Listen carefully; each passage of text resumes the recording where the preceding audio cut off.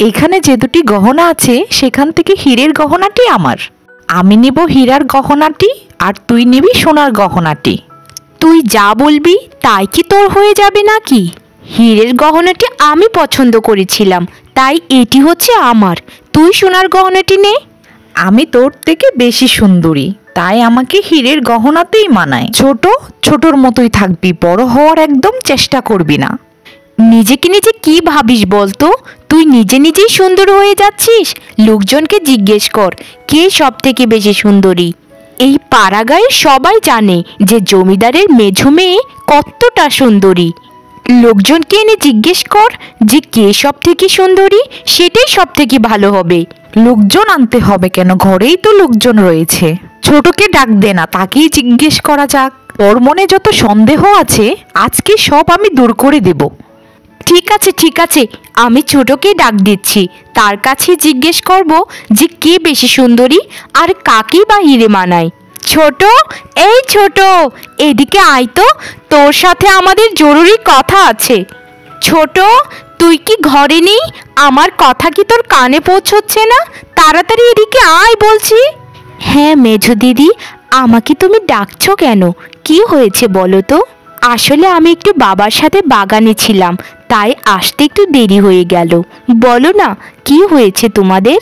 ওরে বাবারে বাবা, তোকে কিছু জিজ্ঞেস করলেই তুই সবসময় বাবার সাথেই থাকিস কেন? আদরের দুলালি। আমরা তো এত বাবার পেছন পেছন ঘুরি না। তুই কিসের জন্য যে ঘুরিস সেটা আমরা জানি। আরে না না মেঝো দিদি, তুমি যেমনটা ভাবছো সেরকম কোনো ব্যাপার নয়। আসলে কিছুদিন আগে নতুন ফুলের গাছ লাগিয়েছি তো, সেই গাছগুলোতে ফুল ফুটেছে। সেগুলো দেখানোর জন্যই বাবা আমাকে বাগানে নিয়ে গিয়েছিলেন। আচ্ছা আচ্ছা, তোর এসব ফালতু কথা শোনার মতো আমাদেরই সময় নেই। যেটার জন্য ডেকেছিলাম সেটা আগে শোন। হ্যাঁ বলো না বড় দিদি, কি কথা? আচ্ছা বলতো, আমি আর মেজুর মধ্যে কে সবচেয়ে বেশি সুন্দরী? আর কাকেই বা সব থেকে হীরের হারটি বেশি মানাবে? এটা তুমি কোনো কথা বললে বড় দিদি? তোমাদের দুজনকেই তো দেখতে বেশ সুন্দরী। তোমাদের কি হিরে কেন, তোমরা যে কোনো ধাতু পরলেই তোমাদেরকে বেশ সুন্দরী লাগবে। এটা কি আর বলা লাগে বলো তো? তোমরা যদি হীরের হার নিয়ে ঝগড়া না করে ভাগাভাগি করে হীরের হারটি পরো, তাহলেই সব থেকে বেশি ভালো হবে। তোকে এখানে এনেছিলাম আমাদেরকে বলতে যে কে বেশি সুন্দরী, আর তুই তো এখানে দেখা যাচ্ছে আমাদেরকে বানি কথা শোনাচ্ছিস। ওই জ্ঞানের কথা না তোর ওই পকেটে রাখ, আমাদেরকে বোঝাতে হবে না। আমরা কিন্তু তোর থেকে বয়সে অনেক বড়, আর তোকে আমরা এনেছিলাম সৌন্দর্যের বিচার করতে। এখন তো দেখা যাচ্ছে তুই আমাদের বিচার করছিস। বাদ দে রে মেজু, বাবার আদরের দুলালিকে আর কিছু বলতে হবে না। এসব যদি বাবা শুনতে পারে আবার অনেক রাগ করবে। বড় দিদি, মেঝো দিদি, তোমরা সবসময় আমাকে এসব কথা বলো কেন বলো তো? বাবা শুধু আমাকে নয়, সবাইকেই খুব ভালোবাসেন। আমি শুধু একাই সন্তান নই আমার বাবার, তোমরাও ওনার সন্তান। তাই এই ধারণাগুলো তোমাদের সম্পূর্ণ ভুল। দয়া করে তোমরা এরকম কথা কখনোই বলো না, আর নিজেদের মধ্যে কখনোই ঝগড়া করো না। সব সন্তানের প্রতি বাবার ভালোবাসা একই রকম থাকে।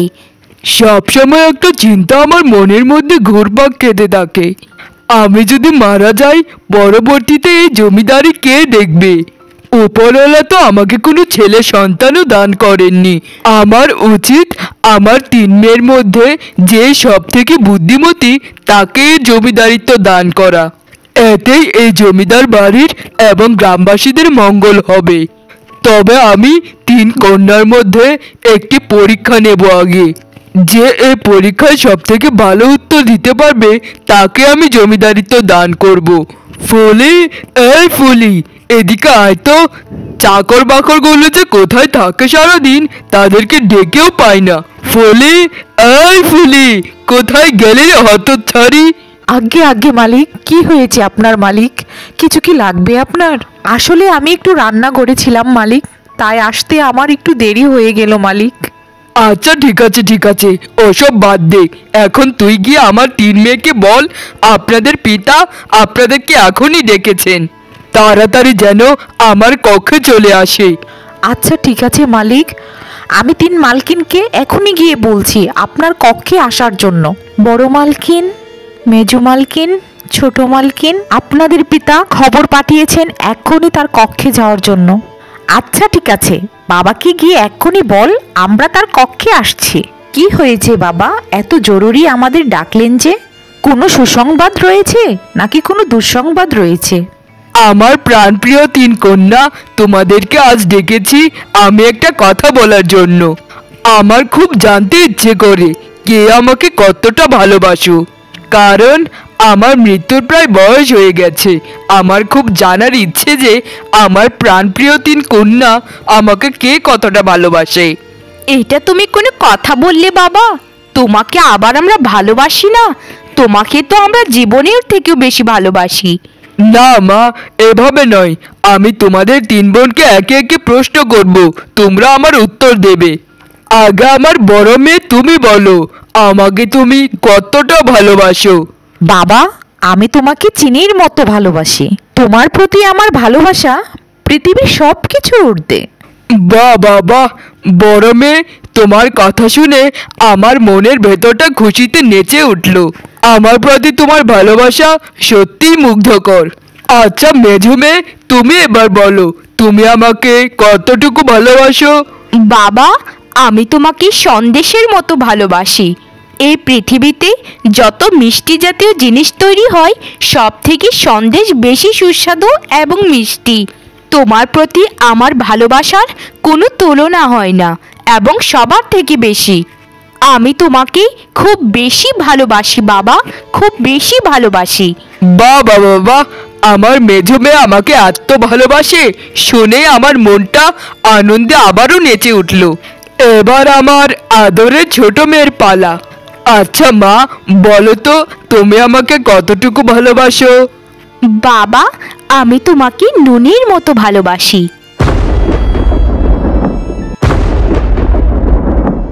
কি? এটা তুমি কি বললে? সবাই আমাকে বললো তারা আমাকে মিষ্টির থেকেও বেশি ভালোবাসে, আর তুমি আমার ভালোবাসাকে একটা সামান্য নুনের সাথে তুলনা দিলে? তোমার কত বড় স্পর্ধা! তোমার এই স্পর্ধা দেখে আমি তো অবাক হয়ে যাচ্ছি। হ্যাঁ বাবা, আমি তোমাকে সত্যিই নুনের মতো ভালোবাসি।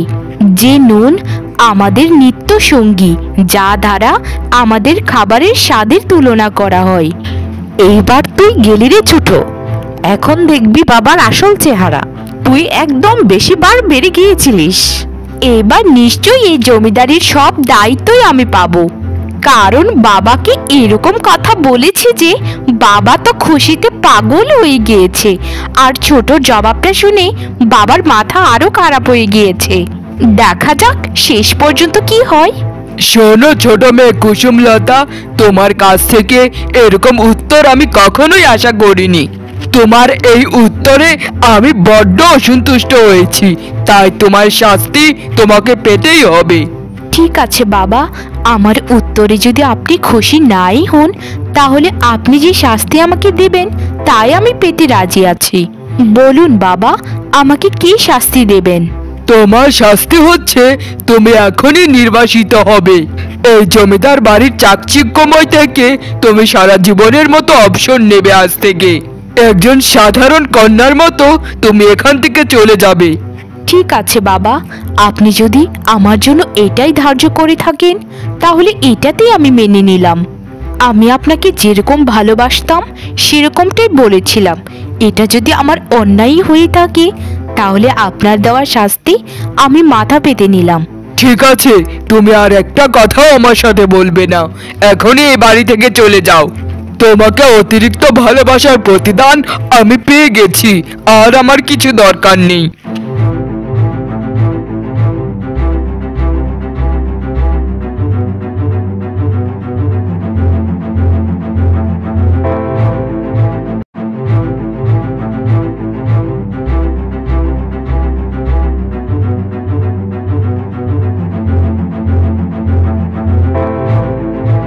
পাগুলো যেন আর চলছেই না।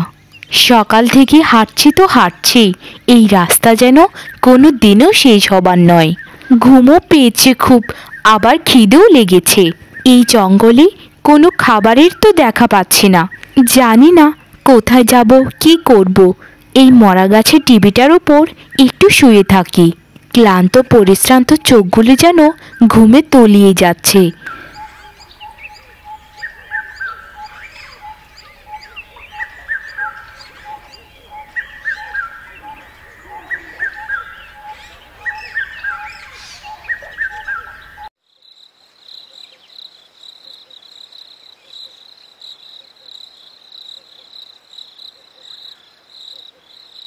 কে রে তুই বাছা?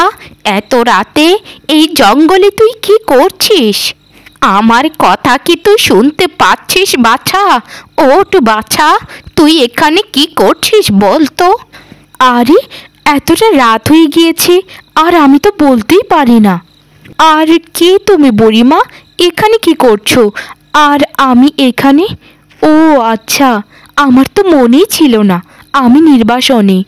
আমি হচ্ছে জমিদার কন্যা। বাবাকে নুনের মতো ভালোবাসি বলার কারণে আমাকে বাবা নির্বাসন দিয়েছেন, যার জন্য এই জঙ্গলেই আমি বাকিটা জীবন কাটিয়ে দেব। এ কি বলছিস রে বাছা? তুই তোর বাবাকে নুনের মতো ভালোবাসিস মানে তো অনেক বেশি ভালোবাসিস। তবু তোর বাবা না বুঝে তোকে নির্বাসনে পাঠিয়ে দিল। তোর সাথে খুবই অন্যায় কাজ করেছে রে। হ্যাঁ বুড়িমা, তুমি আমার মনের কথাটা ঠিকই বুঝে নিয়েছো, কিন্তু বাবা তো আমাকে কখনোই বোঝেনি। কিন্তু বুড়িমা, আমি একটা কথা বুঝতে পারছি না, তুমি এই ঘন জঙ্গলেই বা কী করছো? আর তুমি লুকালয়েই থাকছো না কেন? এই ভয়ঙ্কর জঙ্গলে তোমার থাকতে কি ভয় করে না বুড়িমা? আর কি তোকে বলি রে দুঃখের কথা মা, কিছু বছর আগে আমি লোকালয়েই থাকতাম। আমার ছেলে ছিল একজন কাটুরে। কাঠ কাটতে এসে এই জঙ্গলে এক ভয়ঙ্কর পশুর হাতে সে নিহত হয়। এরপর আমি প্রতিজ্ঞা করেছি যত দিন বেঁচে থাকবো এই জঙ্গলে আমার ছেলের স্মৃতি বুকে জড়িয়েই বেঁচে থাকবো। এই জঙ্গলে আমি একটা ছোট্ট কুঠিরও বেঁধেছি। তুই কি থাকবি আমার সাথে মা? যদি আমার সাথে থাকতিস তাহলে আমার ছেলের কষ্টটা একটু হলেও ভুলে থাকতে পারতাম। তোমার সঙ্গে যাব না কেন বুড়িমা? আমিও তো একা। এই জঙ্গলে তোমাকে যদি না পেতাম তাহলে এতক্ষণে আমাকে হিংস্র জানোয়াররা ছিঁড়ে খেত। আমিও বাকিটা জীবন তোমার সাথেই কাটিয়ে দেব বুড়িমা। চল তাহলে মা, এখানে আর বেশিক্ষণ থেকে লাভ নেই। এই জায়গাটা একটুও ভালো নয়। চল মা, আমার সাথে আমার বাড়িতে চল। ঠিক আছে বুড়িমা, তাহলে তোমার বাড়িতেই চলো। এই হলো বাছা আমার ছোট্ট কুঠির। এই কুঠিরটা আমি খুব কষ্ট করে বেঁধেছি। এই কুঠিরে তুই থাকতে পারবি তো বাছা? তোর কোনো সমস্যা হবে না তো? কারণ তুই হচ্ছিস জমিদারের মেয়ে। এই কুঠিরে কি তুই মানিয়ে নিতে পারবি মা? বুড়িমা, তুমি এসব কি বলছো যে? আমি জমিদারের মেয়ে হতে পারি, কিন্তু আমিও তো একজন মানুষ। আর তোমার এই কুঠিরটা মন্দ কিসের? আমার তো দেখতে বেশ সুন্দর লাগছে, ঠিক যেন জঙ্গলের মাঝখানে একটা কবুতরের বাসা। আসলে রে বাছা, তুই কত ভালো একটা মেয়ে। তোর মূল্য কেউই দিতে জানলো না, তবে আমি আশা করি তোর মূল্য মানুষ খুব তাড়াতাড়ি দেবে। মানুষ হারে হারে টের পাবে যে জমিদারের ছোট মেয়ে কতটা ভালো ছিল। এমনকি তোর পিতাও টের পাবে যে আমি কি হারিয়েছি। আরে আজ 2 দিন হলো আমি না খেয়ে আছি। 2 দিন আগে শিকার করতে এসে আমার সর্বস্ব লুটে নিয়ে গেল ডাকাতের দল। আমি কি করব? কোথায় যাব? পথও তো হারিয়ে ফেলেছি। আমি কোথায় যাব? কোন দিকে যাব? আর কি বা খাবো? এই জলাশয়গুলির পানিও তো বিষাক্ত।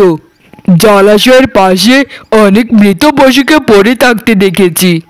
আমি খুব তাড়াতাড়ি মারা যাব, তবু শেষ চেষ্টা করে দেখি। আর একটু সামনে গিয়ে দেখি কোনো কিছু পাই কিনা। জমিদার বাড়ির লোকজন বোধহয় আমাকে হন্য হন্য করে খুঁজে বেড়াচ্ছে, কিন্তু তারা তো আর জানে না আমি শিকার করতে এসে এখানে পথ হারিয়ে ফেলেছি। আরে এই ঘন জঙ্গলের মাঝখানে এটা কার বাড়ি? এরকম জঙ্গলে এরকম একটা কুঠির থাকবে সেটা আমি কখনো কল্পনাই করিনি। অত শত না ভেবে ডাক দিই বরং, কেউ যদি ভেতরে থেকে থাকে তাহলে তো একটু উপকার হবে। কেউ কে আছেন ভেতরে? কেউ কে আছেন? থাকলে দয়া করে একটু সাড়া দিন। আমি 2 দিন যাবৎ কিচ্ছু খাইনি। আমাকে কিছু খাবার দিয়ে সহায়তা করুন। কেউ কে আছেন ভেতরে? কে আপনি বাবা? এই কানে কি করছেন? আর আপনার চোখ মুখ এরকম দেখা যাচ্ছে কেন? কি হয়েছে আপনার বলুন তো? আপনি কি পথ হারিয়ে ফেলেছেন নাকি? আমি প্রতাপনগরের জমিদার মশাই। এই জঙ্গলে 2 দিন আগে শিকার করতে এসেছিলাম। এসে ডাকাতের কপ্পরে পড়ে আমার সর্বস্ব হারিয়ে ফেলেছি। আজ 2 দিন হয়ে গেল, পেটে কোনো খাবার নেই। দয়া করে আমাকে কিছু খেতে দিন, না হলে আমি আর বেশিক্ষণ টিকে থাকতে পারবো না। আহা জমিদার মশাই, আপনার সাথে খুবই অন্যায় হয়েছে। এই জঙ্গলে যেমন হিংস্র পশু রয়েছে, সেরকম ডাকাত দলও রয়েছে। জীবনটা তো রক্ষে পেল আপনার, সেটাই সব থেকে বড় কথা। আপনি দয়া করে ঘরের ভেতরে গিয়ে বসুন, আমি খাবারের ব্যবস্থা করছি। আপনাকে অনেক ধন্যবাদ আমাকে এতটা সাহায্য করার জন্য। আরে, এটা তো আমার বাবা। উনি এখানে কি করছেন? আমি যে এখানে আছি, এটা যদি বাবা জানতে পারে তাহলে আমার আর রক্ষী নেই। আমাকে যেভাবেই হোক বুড়িমাকে সব ঘটনা খুলে বলতে হবে যে ইনি আমার বাবা। না হলে যদি বুড়িমা কোনো রকম ভাবে বাবার সামনে আমাকে ডেকে নেয় তাহলে বড্ড গড়বড় হয়ে যাবে। আরে বাছা, তুই এখানে দাঁড়িয়ে আছিস কেন? ওনার সামনে তুই যাচ্ছিস না কেন রে বাছা? ওনাকে কি তুই চিনিস নাকি? বুড়িমা, ইনি তো আমার জন্মদাতা পিতা, যিনি আমাকে বনবাসে পাঠিয়েছিলেন। আমি ওনার সামনে কখনো যেতে পারবো না বুড়িমা। আমাকে যদি উনি দেখেন তাহলে বড্ড গড়বড় হয়ে যাবে। উনি যতক্ষণ এখানে থাকবেন ততক্ষণ আমি জঙ্গলে লুকিয়ে থাকবো, তাহলেই তিনি আমাকে দেখতে পাবেন না। ও আচ্ছা, সব কথা এখন আমি বুঝতে পারছি। এই জমিদারই তোর বাবা। শোন রে বাচ্চা, তোর কোনো অপরাধ না থাকা সত্ত্বেও তোকে তোর বাবা বনবাস দিয়েছিলেন। এবার সময় এসেছে একটা শিক্ষা দেবার। তুই আমার কথা মতো চলিস, তাহলেই তোর বাবা শিক্ষা পাবে। তোর বাবার ভুল ভাঙাতে হবে রে মা, না হলে ভুল ভুলেই থেকে যাবে সারা জীবন। হ্যাঁ বুড়িমা, বলো না কি কথা। আমি তোমার কথা সব অক্ষরে অক্ষরে পালন করে চলবো। শোন তাহলে।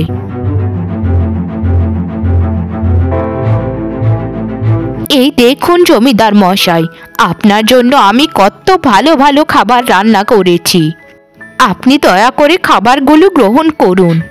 এত ভালো ভালো খাবার, আমি সব খাবার খাবো। আমার খুবই খিদে পেয়েছে।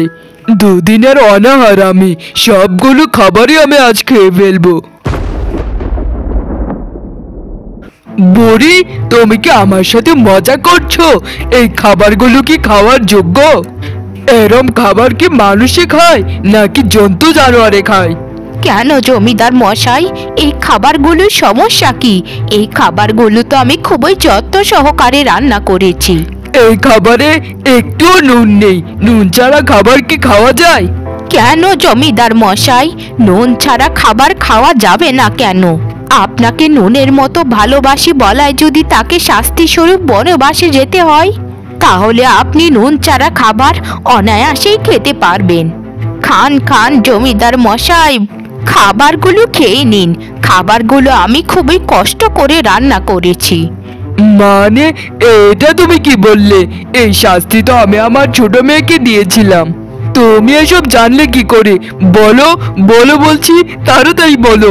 আমার ছোট মেয়ের কোনো খবর তুমি কি জানো? আরে, আমি তার সাথে কি যে অন্যায় করেছি তা আমি আজ আরে আরে বুঝতে পারছি। সে আমাকে নুনের মতো ভালোবাসি বলাই তাকে আমি বনবাসী দিয়েছিলাম। আজ সেই নুন ছাড়া আমি একটা খাবারও খেতে পারছি না। হায় রে আমার পুরা কপাল, আমি এ কি করেছিলাম? বলো না বুড়ি, তুমি কি জানো আমার ছোট মেয়ে কোথায়? আমার মা কোথায়? তুমি কি জানো? দয়া করে বলো না আমাকে। আমার কষ্টে বুকটা ফেটে যাচ্ছে।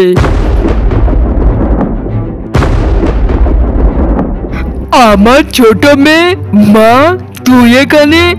হ্যাঁ বাবা, আমি তোমার ছোট মেয়ে, যাকে নুনের মতো ভালোবাসি বলার কারণে বনবাস দিয়েছিলেন। আমি সেই তখন থেকেই বুড়িমার সাথেই আছি, তিনি আমার সব খেয়াল রাখেন। আমাকে ক্ষমা করে দে মা, আমি তোর সাথে অনেক অন্যায় করে ফেলেছি। তুই যে আমাকে কতটুকু ভালোবাসতিস তা আমি এখন হারে হারে বুঝতে পারছি। আমি নামেই শুধু জমিদার, কিন্তু চিন্তা ভাবনায় একদম মূর্খ মানুষের মতো। আমাকে তুই ক্ষমা করে দে মা, ক্ষমা করে দে। বাবা, দয়া করে এরকম ভাবে কথা বলবেন না, আমার খুবই কষ্ট লাগে। আপনি আমাকে যতই শাস্তি দিন না কেন, আমি আপনাকে ঠিক ততটাই ভালোবাসি যতটা আগে বাসতাম। তবে আমি জমিদার বাড়িতে ফিরে যেতে একটা শর্তে রাজি থাকব। কি শর্ত মা বল, আমি তোর সব শর্তে রাজি আছি, তুই একবার শুধু বল। জমিদার বাড়িতে আমি শুধু একা নয়, বুড়িমাও আমাদের সাথে যাবে। বুড়িমার বাকিটা জীবন তিনি আমাদের সাথেই কাটিয়ে দেবেন। যাবে রে মা, যাবে। বুড়িমা নিশ্চয়ই আমাদের সাথে যাবেন। আমি মারা যাবার পর তুই হবি এই জমিদার বাড়ির একমাত্র উত্তরাধিকারী। তুই আমার চোখ খুলে দিয়েছিস মা, চোখ খুলে দিয়েছিস।